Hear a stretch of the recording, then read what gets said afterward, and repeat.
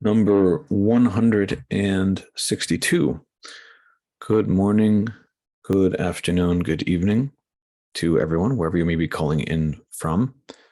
At the top of the session today, I would just like to mention that today's discussion should be in the merit of a refuah shalema for Miriam Gittel Bas Rachel Minza, a cousin of one of our participants. So please have that in mind. Miriam Gittel Bas Rachel Minza, the refuah shalema. One of my favorite ways to talk about the learning that we're doing is that we are discovering what is absolutely true about the human experience. We are not spending a whole lot of time necessarily doing anything about the human experience. But what's really profoundly helping us out is that we are learning how the human experience works and how it doesn't work. We are learning specifically what is the nature of human experience, what is its origin, what is it made of, what is it a part of, and simultaneously we're also absolutely learning what it is not a part of, what is not its origin, and in sorting that out for ourselves, in getting more and more moments where it is clear to us how our experience, whatever it may be, was created, what drives it, where it comes from. That is helping us out. That knowledge is helping us out. It's helping us gain perspective about our experience. It's helping us recognize the true origin and the true source that is available for us, no matter where we've been or what we've been feeling or what we are feeling currently. Now, there are many theories and suggestions that have been contemplated about how, hypothetically, the human experience becomes what it becomes. Or another way to say it is, there's a lot of ideas about why we feel the way that we feel. There's a lot of good ideas, a lot of things that were discovered about correlations between environment and feeling, between upbringing and feeling, between biology and feeling, between genetics and feeling. Very interesting stuff.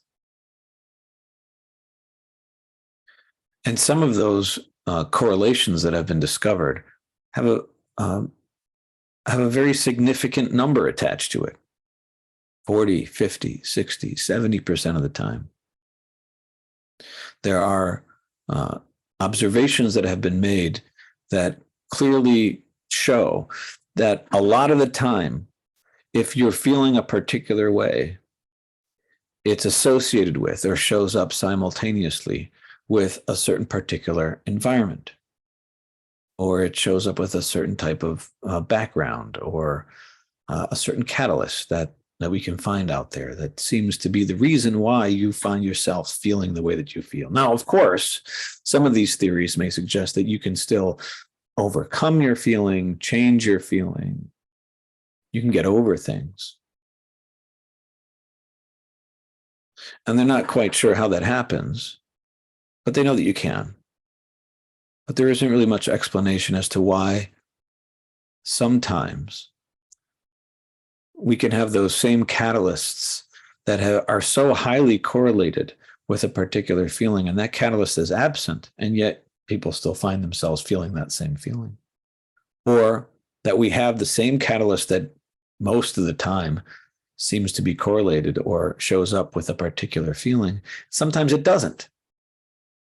And so all of these theories, whether it be psychodynamic theory or sociological theory or genetics, family dynamics, cognitive approaches, even the field of cognitive behavioral therapy that seemingly on the surface recognizes that your mind's got something to do with the way that you feel. But they don't call it a principle. They admit that there are other factors involved in the initiation of a particular feeling. And so what's unique about the principles is not that it's a better way to do things. It's that they are principles. That they are not, they have no exceptions. The principles as a theory, if you want to call it that, has no exceptions. It's always going to be the case in the three principles understanding that we feel what we feel because of something that is 100% happening through our own mind and soul. There's no other way that it can show up. There's no other factor. There's no other origin. There's no other influencer. Now, if you're like me, just a little bit, even if you're like me just a little bit, this will be too much to handle. This fact is just too devastating. It's too much to bear for a mind that has become so invested, so married to the idea that who I am is somehow rooted in something outside of me, something in the world around me. How I behave is somehow driven from my environment or my past. Because in essence, if we are to take this logic all the way to the end, we would find ourselves insisting to ourselves that no matter what you feel, it can't be attributed to the way you're being treated. It can't be blamed on others. There's no room in this logic of principles to associate your feeling with anything that is transpiring in the world around us. That's a tall order. For me, what's made it much easier to contemplate the fact of an inside-out world and to be able to tolerate the idea that even this feeling is not coming from the way that you are behaving, no matter how terribly you're behaving. What made that more tolerable is that these principles were not necessarily demanding that I see things more positively. They weren't calling me to feel differently than the way that I feel. And more often than not, until that is heard, many people, when they hear the idea of the principles put forth, feel offended. That somehow we are, by suggesting such an idea, such a principled idea that leaves no room for any exception, that in essence we're negating all feelings. Feelings aren't real. But I can't be more clear about the fact that that is very far from the truth. Feelings are really feelings. They are real feelings. They do exist. The principles do not in any which way, manner, or form suggest that your feelings are not real feelings. They are real feelings. The evidence, by the way, is in that you are feeling them. They're there. They exist. But many people don't hear that, so they feel offended as if we're saying you shouldn't be feeling that way. You have no right to feel that way. You can get rid of that feeling somehow. But that's not the point at all. That's not really the point. That is a natural reaction to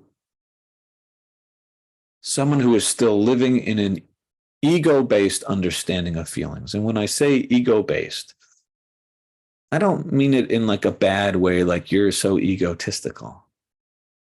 I just mean it like in a bad way, you're being egotistical. Not bad as in you're terrible, but bad in that it's not true. The egotistical mind is a mind that does not appreciate the idea that the human experience is completely divorced or disconnected from any type of physical reality or event that's transpiring.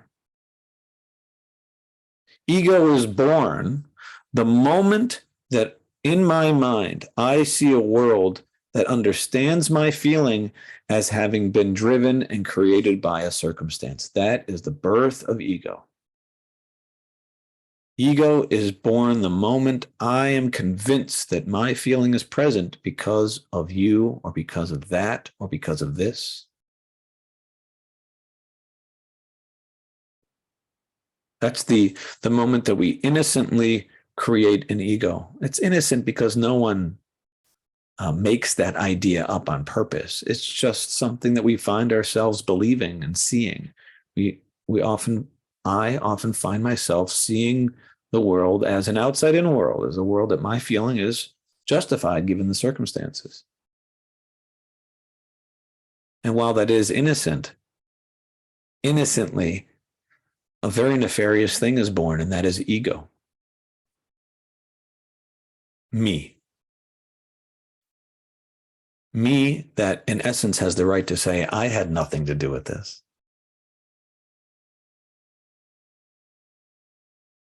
Learning about the principles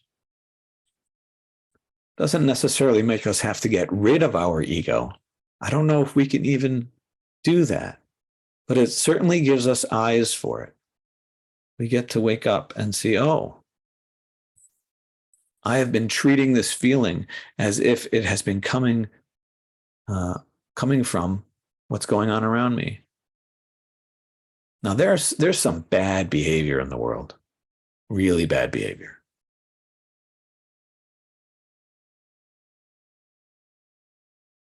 There's some bad behavior out there that I can't even imagine that exists, but it does.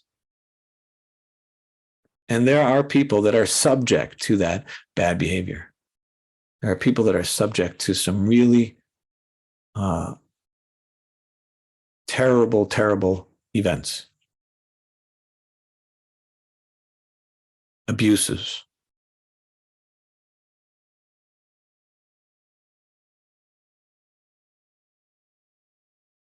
I don't know if there was too much time in history where that wasn't occurring to someone somewhere. I don't know if we'll ever put that to bed until the final day. But what we can start to learn is the way that I am reacting, the way that I am feeling about my personal well-being, my sense of self, my sense of security, my sense of psychological safety.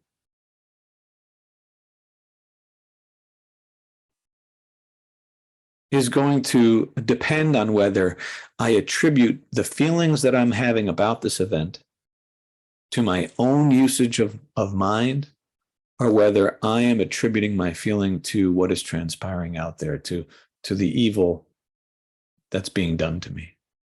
And there is evil. It exists.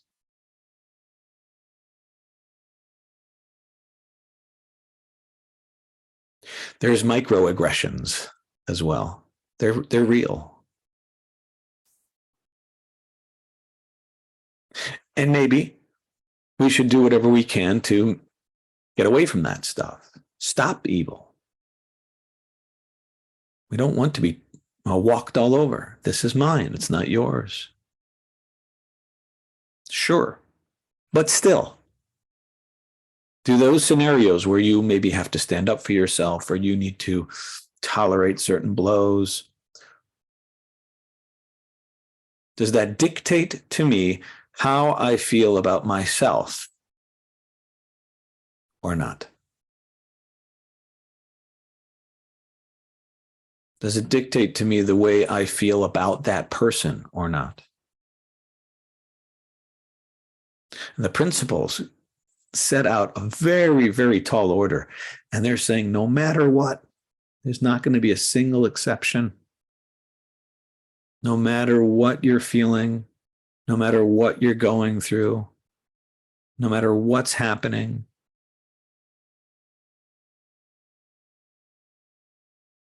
the way you feel is an inside job. You don't need to change it. The principles aren't saying you need to change your feeling. But if you want a chance at life in general, you're going to have to change the rules. Excuse me, someone's at the window.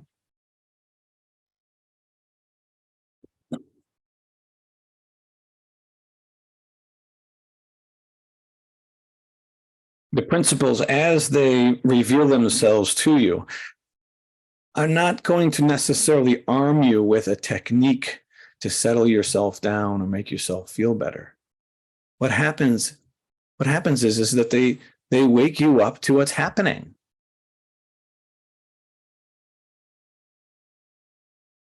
They just wake you up to what's happening. The rest takes care of itself because they're changing. It's going to change the rules for you. It's going to take you out of a world that's governed by the rules of everything out there is making me feel how I feel, and I need to overcome it. And it's changing the game, saying, no, the world out there is neutral.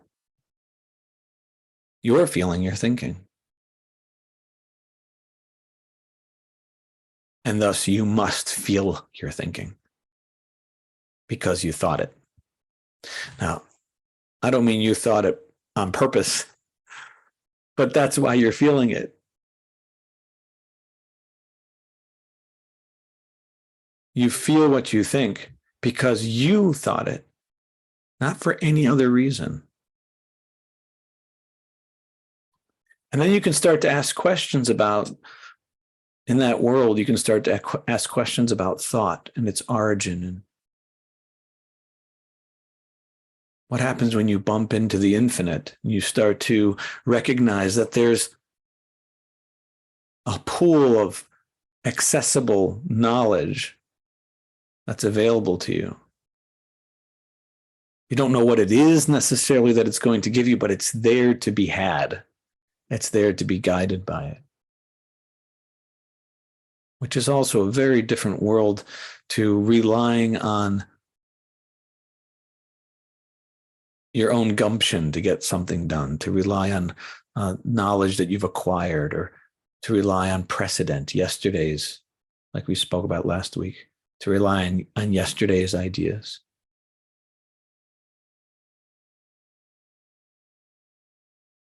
In this principled world, eventually you run into a different way to live. Instead of controlling your life, controlling your feeling, controlling your outcome. I don't have a better way to talk about it other than your sails catch the wind and it takes you where it's going. And you find safety and security in that. I'm going to stop here because I think I'm at the edge of my own understanding or my own ability to articulate. Hi. Hello. So maybe I can help you because I have a question. If there's this is really incredible, first of all. The ego thing and how that's just what kicks in and for the outside world, however I interpret it, sounds good. But can you give, if I can give you an example, I feel like it's very theoretical, but if you could practically, if I could ask you, you said microaggressions or stuff like that, throughout, how can we work out a scenario like this? So this is not, I'm going to give a hypothetical, but let's say this happens a lot. Someone's married for 20 years. They think it's happy. they have the kids, everything is great. They think they're the best marriage in the world.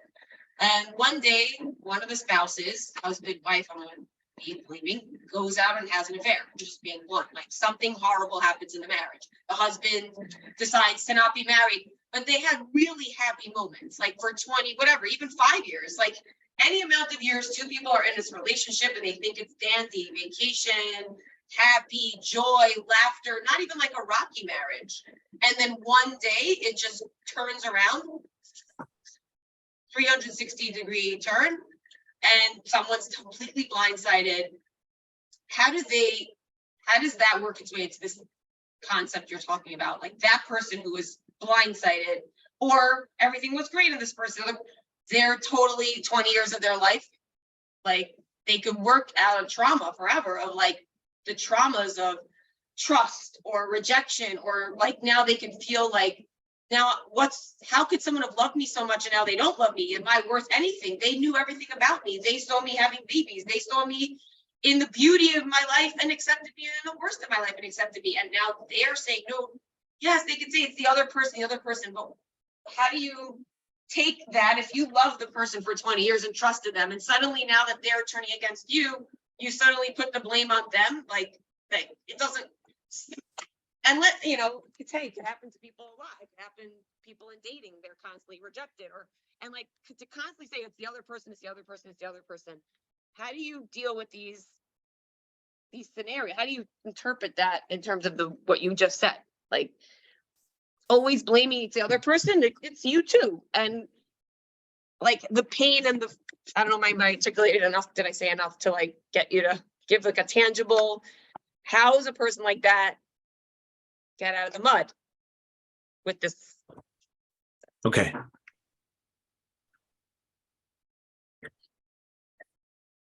If we have the scenario that you're talking about, somebody has been married for 20 years, and in their mind, the marriage has been fantastic. And then they are, as you call it, blindsided, and their spouse is leaving. It's over. And they're devastated. They're hurt. They're bewildered. They're feeling all kinds of, it's almost traumatic. Yeah. Now we start to get into the variables.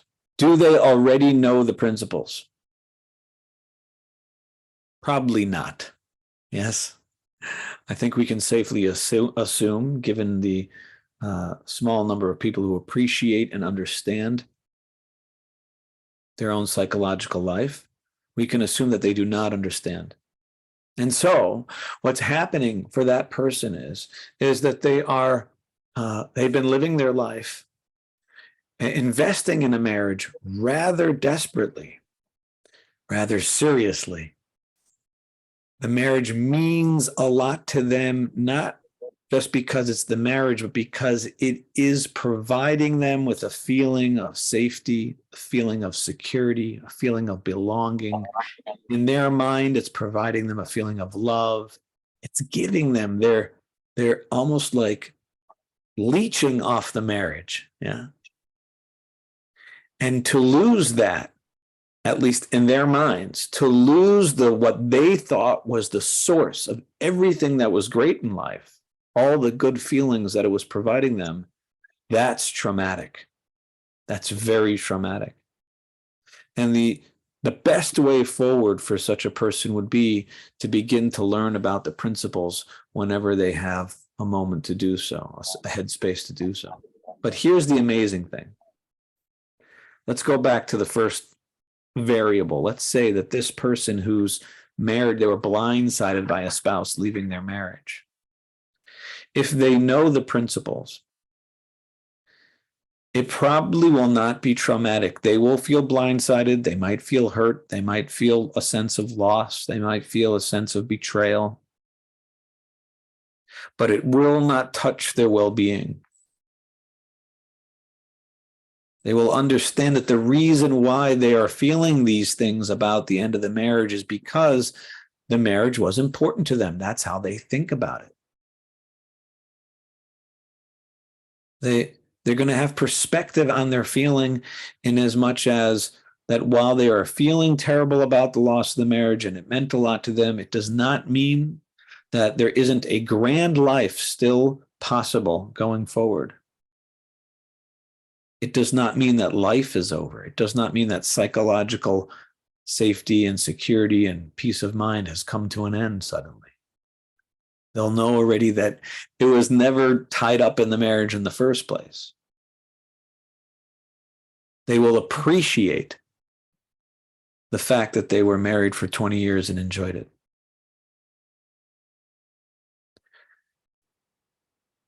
I'm not suggesting how they get there. I'm just saying, look what a difference a knowledge of where your psychological security and safety is coming from will do for someone. They'll be able to handle what everyone else would be panicking just thinking about the scenario. It doesn't mean they're disconnected from life. It doesn't mean that they weren't really having loving feelings for years. It doesn't mean that they weren't really connected, but it does mean that they always appreciated throughout all that time that what they were feeling was their own thinking.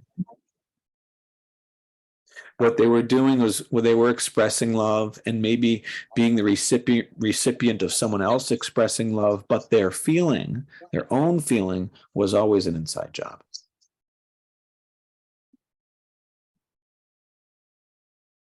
Someone who understands the principles never attaches, or less and less has the need to attach their well-being and their source of wisdom to anything, or even an institution such as marriage. Now, the Torah does say, "Lo toiv hayois ha'adam levado." It's not good for man to be alone. But who says that's talking about psychologically?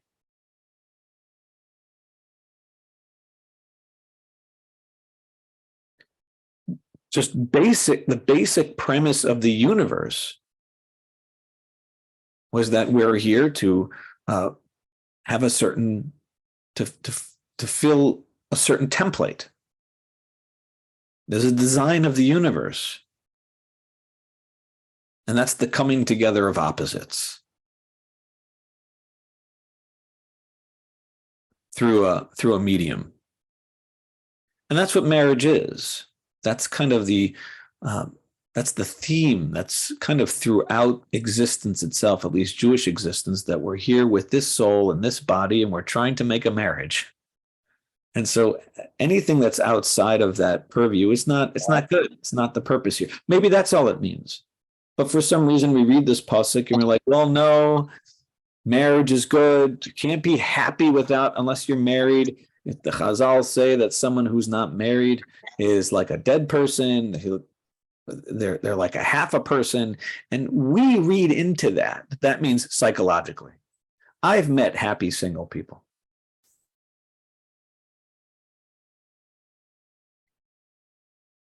Don't let anyone tell you that happiness is only available to the married, because the married will tell you only happiness is available to the single.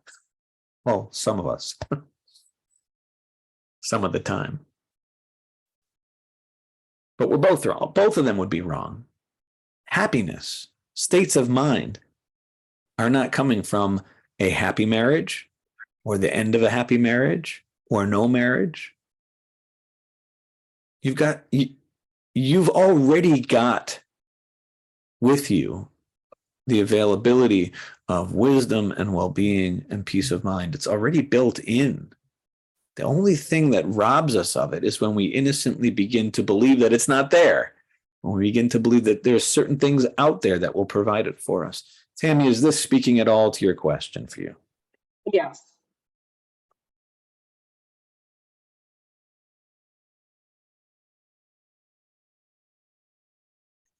So this brings us back to kind of, because no one else spoke up, where my mind took me today, is that what's so powerful about the principles is learning about the fact of them, learning about what is already happening, learning the truth about what is available for us and how we actually operate. learning the truth about what feelings are, where they come from, what feelings are not, and where they don't come. Just learning that fact, waking up to that fact, realizing that fact for yourself, in your own words, in your own way, is what's powerful. Not the modification or the editing of any particular feeling. That's not necessary.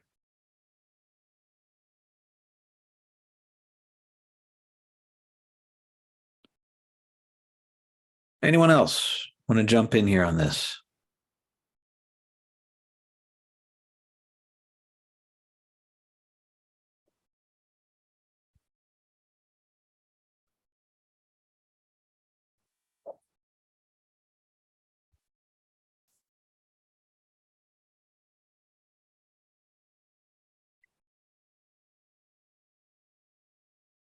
For me personally,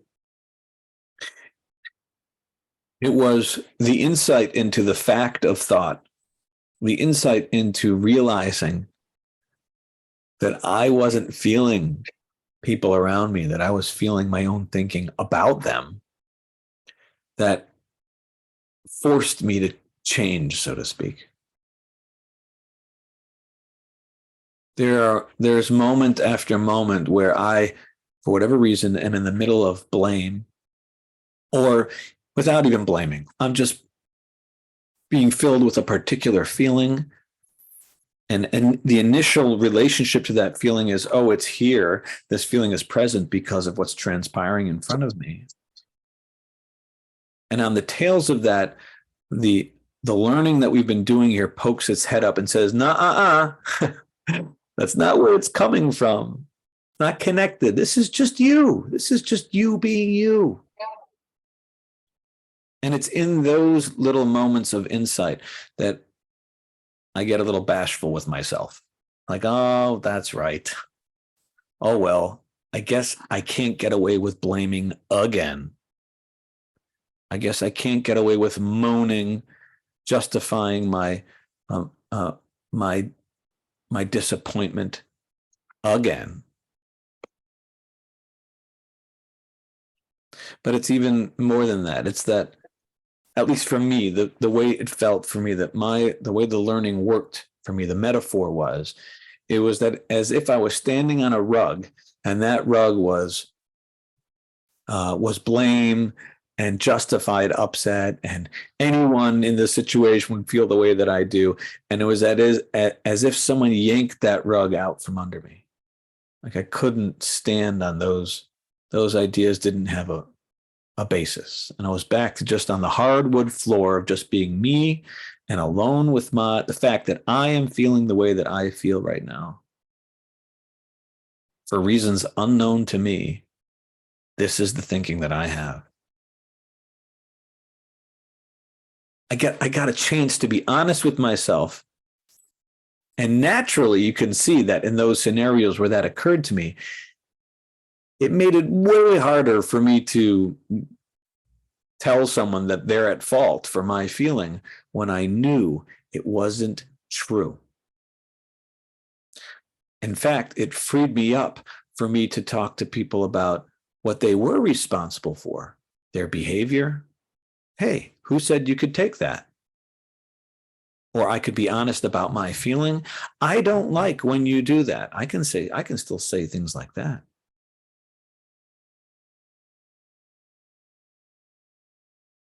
But statements of like, look what you made me feel. While they are very popular, and some would suggest that that's a very plain life to be living all by yourself. No, you're not going to be living by yourself. With regards to your feeling, yes, you are living by yourself. But there are still real people in front of you who are happy to be recipients of your expressions.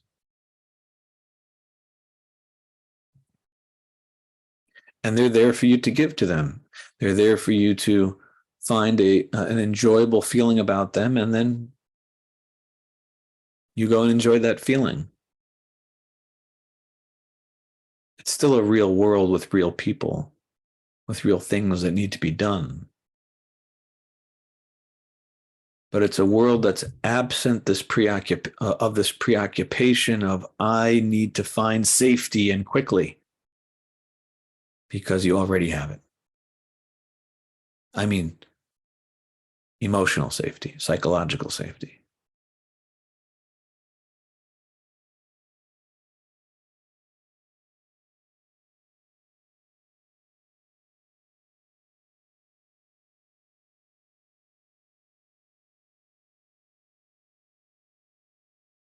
That's how it's changed. It's changed me. It's changed what looked true to me to say, to do. Not all the time. I don't always know this all the time, but when I do, that's how it changed me.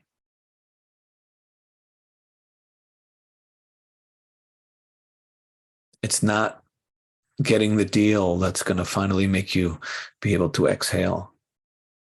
It's not a certain level of success that's going to make you feel secure.